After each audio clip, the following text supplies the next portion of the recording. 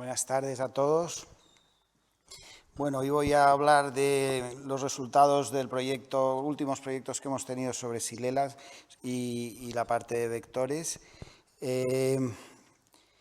Como se ha hablado ya, voy a ir rápido hablando de lo que ya se ha contado a lo largo de la jornada. Xylella fastidiosa es una de las mayores amenazas para nuestra agricultura y es una bacteria que se conoce desde hace más de 100 años y que causa daños muy graves tanto en viña, en olivo, almendro y entre otros cultivos.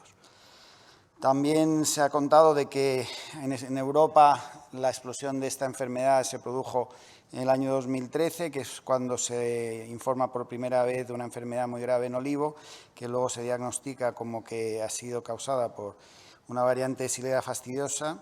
Y bueno, en esas fotos que pueden ver a la derecha se ha visto que en pocos años pues, ha eliminado una gran cantidad de olivos, millones de olivos, se puede hablar, en la zona de Italia, del sur de Italia. Todas estas enfermedades son transmitidas por vectores que pertenecen al grupo Hemiptera orden Hemiptera y a un suborden que se llama Cicadomorpha.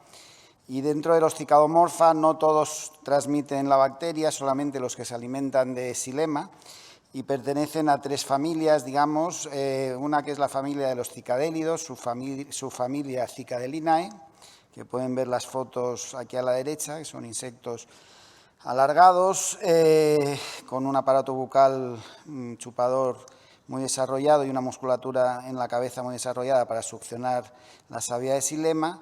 Luego tenemos los cercópidos, que son los que mejor conocemos en Europa porque son los más extendidos, que están los afrofóridos, los cercópidos propiamente dichos, y otro grupo que no está en Europa, que son los Clastopteridae, que están en América del Sur principalmente y también son vectores de Xylella.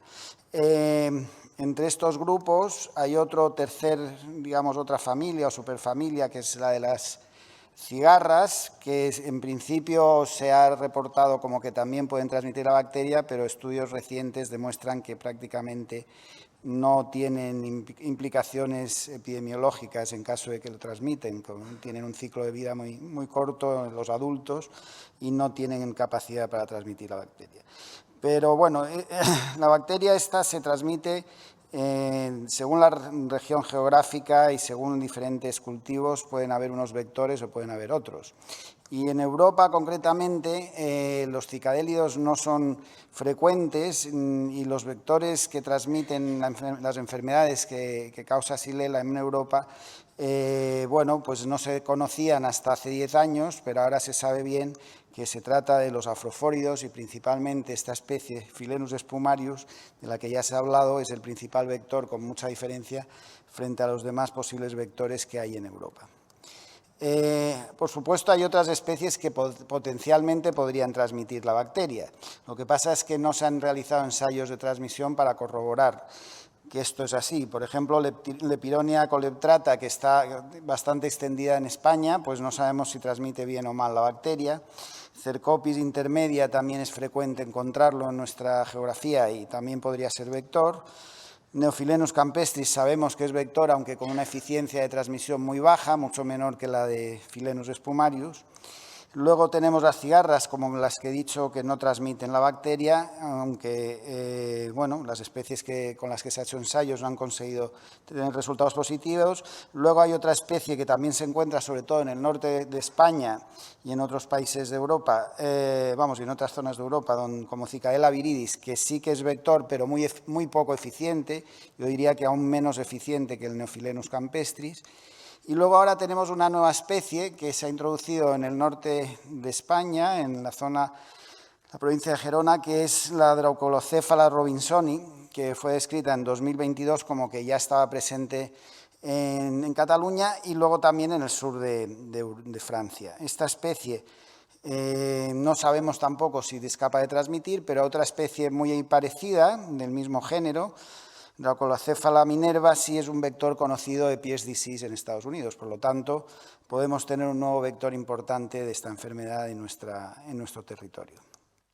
Luego, el ciclo biológico de Philenus ya lo ha explicado muy bien Paco Beitia, con lo cual no voy a entrar en muchos detalles, simplemente decir que para poder controlar este insecto tenemos que conocer profundamente cómo es su ciclo. Su ciclo se ha estudiado en los últimos años, tanto en Italia como en España y en otros lugares, y se sabe que es un ciclo de una sola generación al año, donde los huevos se ponen más o menos en esta época, octubre, noviembre, y los colocan siempre sobre rastrojos de vegetación herbácea. Luego estos insectos en marzo, febrero-marzo, según las zonas, emergen y dan lugar a las ninfas que producen esas espumas tan características de los cercópidos, y luego pues en verano tenemos ya los adultos a final de primavera, que son los que realmente pueden transmitir la enfermedad al moverse de árbol a árbol. Entonces, primero tenemos la dispersión primaria, que es cuando llegan estos adultos volando desde una zona a un reservorio donde pasan el verano, que suelen ser plantas no cultivadas, zonas naturales, y esos insectos van a mover la bacteria a final del verano de árbol a árbol cuando se encuentran con un árbol infectado. Luego, ¿cómo se transmite la bacteria? Sí, en términos generales, por no entrar en muchos detalles, es una bacteria de transmisión persistente, propagativa, pero no circulativa, o sea que no circula por el vector.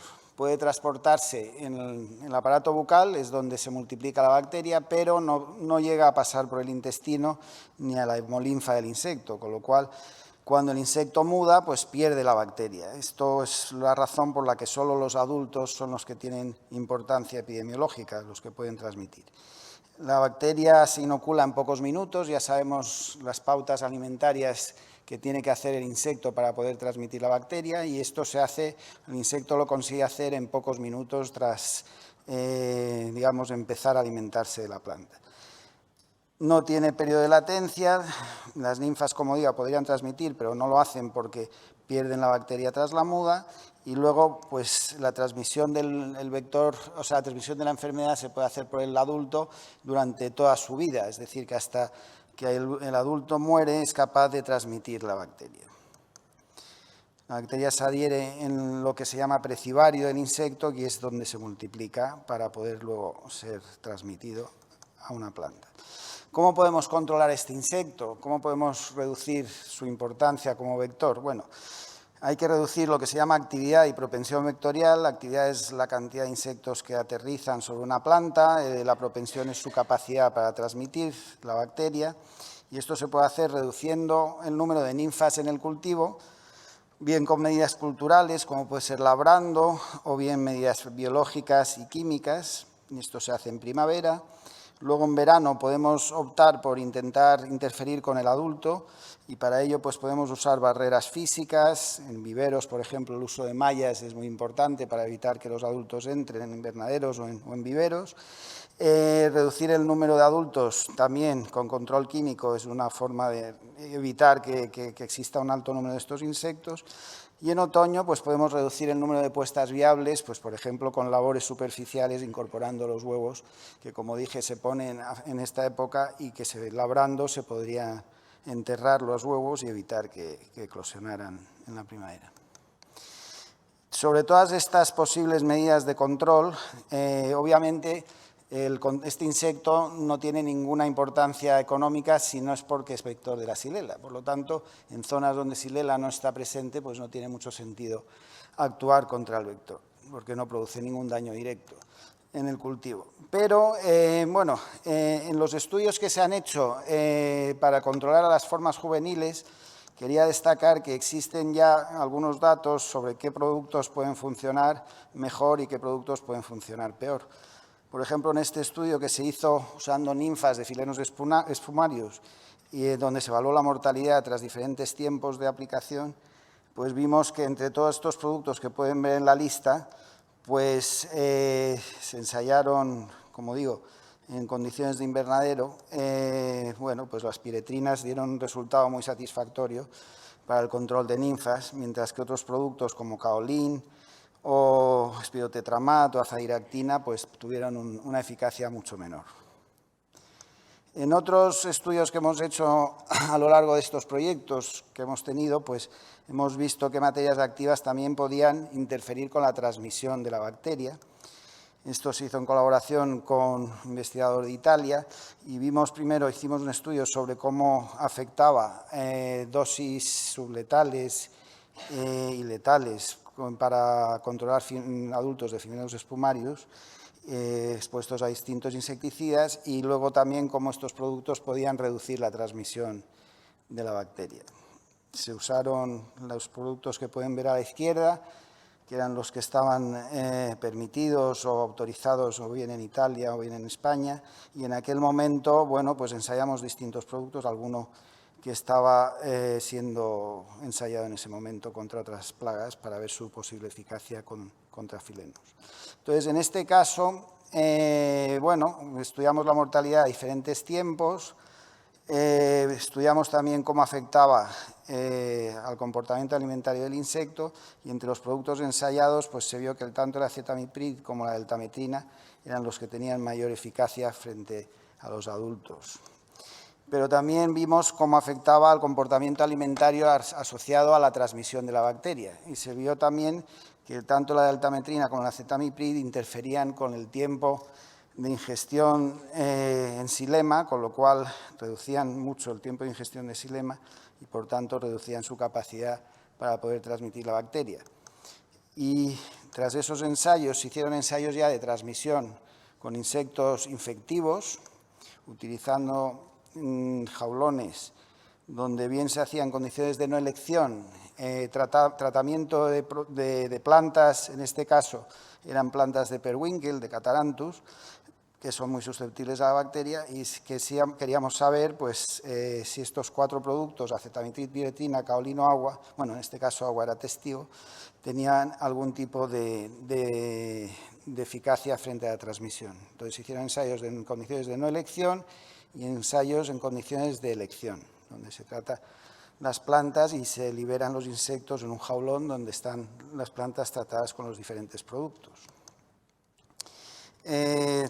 Tras los tratamientos se hace luego, tras liberar los insectos infectivos, se hicieron las PCRs correspondientes para saber si realmente se había transmitido o no la bacteria, y en esta diapositiva pueden ver la eficacia de las distintas materias activas, donde se puede ver que la piretrina pudo reducir tanto la transmisión en condiciones de no elección como en condiciones de libre elección, mientras que la acetamiprid también tuvo eficacia, aunque solamente en condiciones de no elección. Y el caolín, sin embargo, pues no interfirió en absoluto con la transmisión de la bacteria. Y ahora quería contar un poco otra parte de los últimos resultados que hemos tenido en relación con el manejo de cubiertas vegetales para el posible control de Filenus espumarius. Como sabemos, pues esta enfermedad obliga al arranque de muchos árboles en zonas como ya se ha dicho, en Alicante o en Baleares, pues en Almendro ha habido que arrancar muchos árboles, por lo tanto, esto obliga a tener un riesgo ambiental si no se sustituyen por otro tipo de plantaciones por el posible riesgo de erosión. Por lo tanto, las cubiertas vegetales son importantes, pero también se ha dicho que las cubiertas vegetales pueden albergar un gran número de insectos vectores. En este caso, tanto Filenus como Neofilenus se multiplican en esas cubiertas vegetales si no tenemos en cuenta qué plantas hay en esas cubiertas. En flora generalmente espontánea, pues estos insectos se multiplican muy rápido. Entonces, una solución para seguir utilizando cubiertas vegetales en zonas donde la bacteria ya está establecida es utilizar cubiertas vegetales, pero dirigidas a un manejo del vector. O sea, seleccionar plantas que no sean muy susceptibles o que sean poco sensibles a la multiplicación de estos insectos. Entonces, el uso de cubiertas vegetales, como tienen grandes beneficios para el medio ambiente y favorecen el mantenimiento de la biodiversidad y de los suelos y del ecosistema, se deben de fomentar, pero seleccionando qué especies podrían ser las más adecuadas para reducir las poblaciones de filenos. Y en base a esa idea se realizaron una serie de ensayos aquí en Madrid y en la finca de Alcalá de Henares, en el Encín, donde se intentaron ver qué especies, dentro de las especies preferidas por estos insectos cuáles eran las menos preferidas. Y también se seleccionaron plantas que se usan habitualmente en cubiertas vegetales en Andalucía, pues como por ejemplo asteráceas, brasicáceas, umbelíferas de diferentes familias, y se hicieron ensayos en estos jaulones en condiciones de elección y de no elección para saber exactamente dentro de estas plantas cuáles eran las menos susceptibles a filenos. Y tras varios ensayos, como digo, en condiciones de elección y no elección, se observó que dentro de las distintas especies que habíamos seleccionado, eran un total de 12 especies, pues teníamos como Sinapis alba una especie donde había alta tasa de mortalidad de Filenus, con lo cual podría ser una planta trampa. Andriscus cereifolium tenía una alta tasa de mortalidad también. Luego también esta planta tenía otra ventaja, y es que Andriscus es una planta preferida para la oviposición, o sea, atrae a los insectos para poner huevos. La vándula obviamente no era interesante porque es susceptible a Xylella, con lo cual hay que evitar obviamente proponer en las cubiertas vegetales plantas que sean susceptibles a la bacteria. Y luego Diplotaxis tenuifolia también tenía propiedades positivas desde el punto de vista de reducción de la población de filenos. Entonces, bueno, también se seleccionaron, claro, plantas que eran muy susceptibles y que, por tanto, tendríamos que evitar en la cubierta vegetal, como es Taraxacum officinale.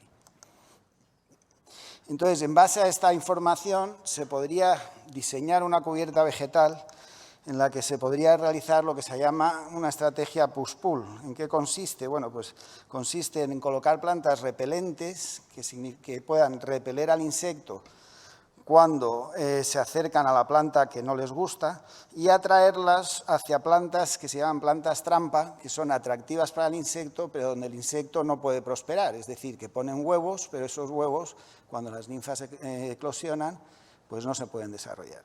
Esta estrategia lo que haría es reducir la población de forma importante y, por tanto, tendríamos menos riesgo de dispersión de la bacteria. Este sería un ejemplo de lo que se podría hacer. De hecho, estos diseños están poniéndose en marcha ahora con el nuevo proyecto Vexil para verlo en condiciones de campo, en campos de agricultores, si realmente lo que los ensayos, digamos, en invernadero han demostrado se pueden traspasar o se pueden hacer extensivos al campo. Si esos resultados se mantienen, pues sería una buena estrategia para poder controlar la enfermedad. En este caso, reduciendo la población del vector. Entonces, se trataría de intercalar plantas trampa, o sea, plantas que fueran repelentes con plantas trampa, y ver si realmente se reduce la densidad de población del vector. Ya como a modo de conclusión, porque todo estaría pasándome de tiempo, pues quería resaltar que las especies introducidas de vectores que ya tenemos en nuestro país, como es Dracolocephala robinsoni, que ya está instalada en España y que podría ser un vector especialmente en viñedo, puesto que esta especie ya ha sido, bueno, no la misma, pero una muy próxima, ha sido reportada como vectora transmisora de Pierce disease. Luego tenemos también otras especies que podrían llegar, de cicadélidos presentes en Europa y que podrían introducirse en nuestro país. Tenemos Filenus spumarius, que, bueno, que sabemos que es el principal vector, aunque está más en unas zonas que en otras, y que evidentemente es el principal riesgo. Luego tenemos otras especies que no sabemos cómo serían, porque no se han hecho todavía ensayos, como son Lepironia y Cercopis, que no sabemos si son buenas o malas vectoras de la enfermedad. Y luego tenemos, bueno, como métodos de control de los adultos, pues ya ha destacado el uso de piretrinas, que pueden también reducir no solamente la densidad de insectos, sino también su capacidad para transmitir la enfermedad. Y finalmente, pues yo quería destacar que el uso de cubiertas vegetales, pero digamos diseñadas con la idea de reducir las poblaciones de vectores, seleccionando las especies vegetales que sean más repelentes o que puedan ser trampa, pues sería una manera muy deseable para el control de esta enfermedad. Muchas gracias por la atención.